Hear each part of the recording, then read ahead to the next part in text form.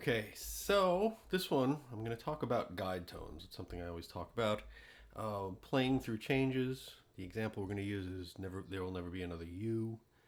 Um, the guide tones are the notes that change from one chord to the next. So the first chord's E flat major seven, going to a D half diminished to a G7. Right. So the guide tones are the notes that change. So this is very simple because these all go down a step. The G goes down to an F.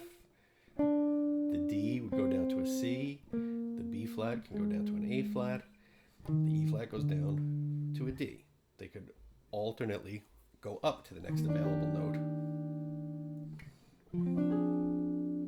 The E flat can go up to the F. The B flat can go up to the C.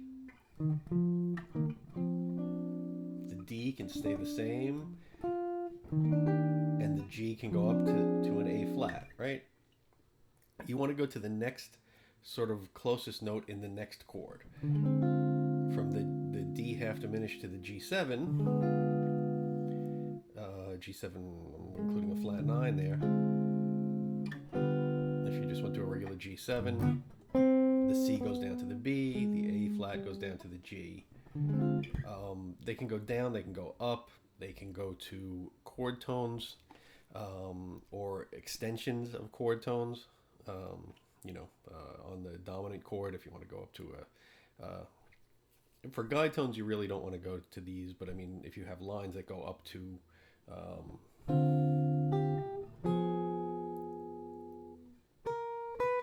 you can include them, but generally, sort of guide tony things stick to chord tones.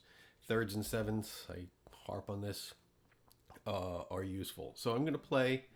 What I did was I wrote out a chorus, which I'll put up on Blackboard, where I just take sort of a guide tone. There's a guide tone, an overriding guide tone.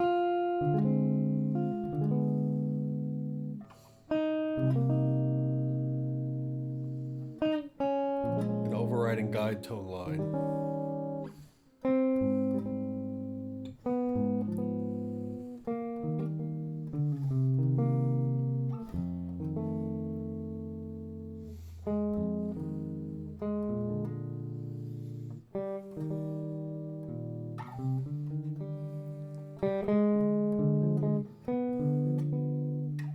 I have to turn my head because music sounds far away.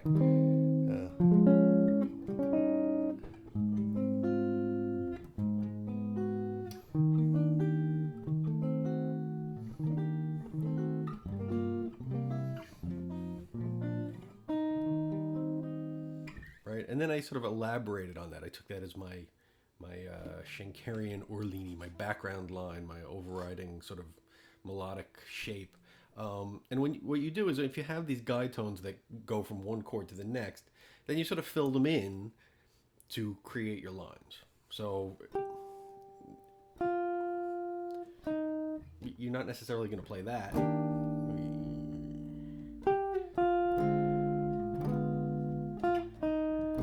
Right? But you might play.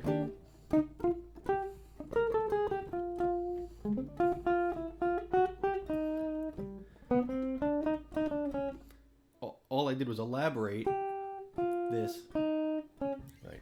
So let me play the guide tone line, and then I'll play the chorus. So let's first the guide tone line, which is similar to what I was just playing.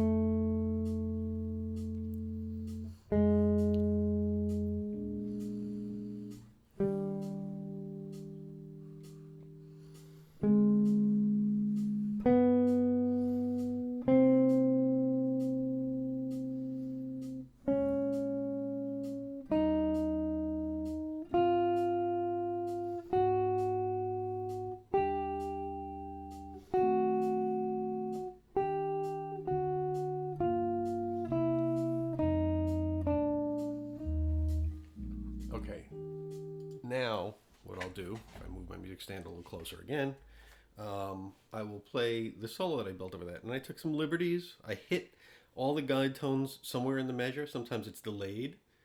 Sometimes I don't hit it till, every once in a while I won't hit it till the second measure if there's two measures of a chord in one spot on like the F7.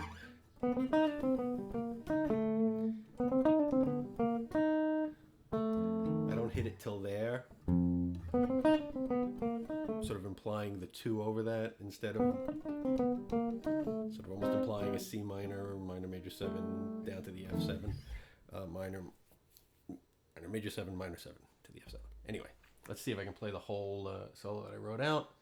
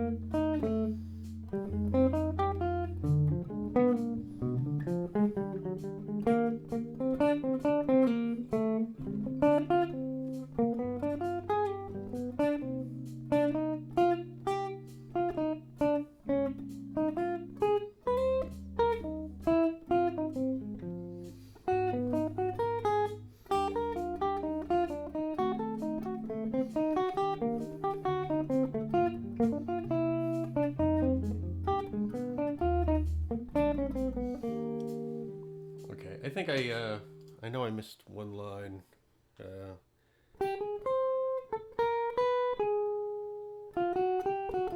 I think I missed that line. So I'll kind of go through it quickly. Focusing on that G. G to the F on the change to the D minor 7 flat 5.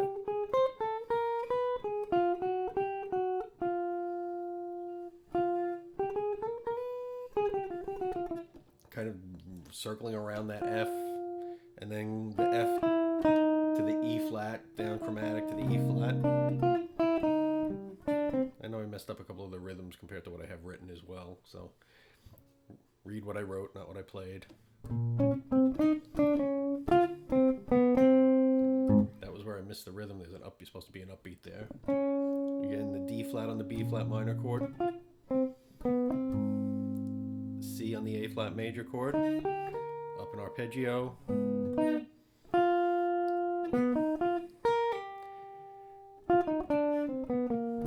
Again, I delay getting to that sort of the next guide tone. It would be C, C flat, B flat. There's the C flat.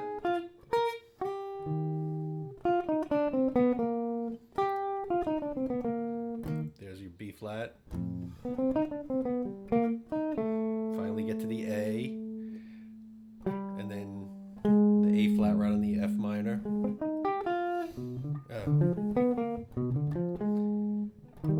To the G on the E flat major down below. To the A flat. The B on the G7. To C.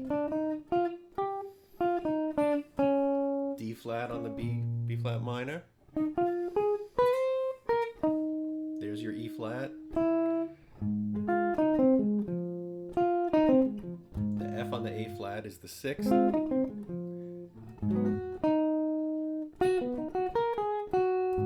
G flat on the A flat minor 7. G on the E flat. G flat on the E flat diminished I use there.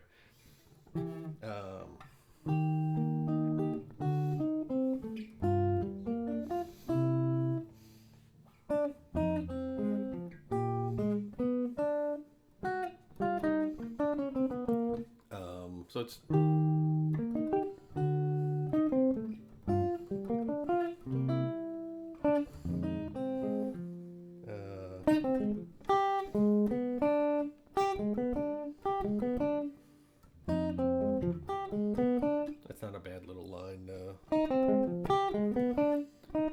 It's over the F minor 7, just down an F minor 7 arpeggio from the 7th. Then on the B flat, it goes up to the G, which would be the 13th, then down to the 7th, the flat 9, and the 3rd. So the guide tone there is, but I'm circling around it.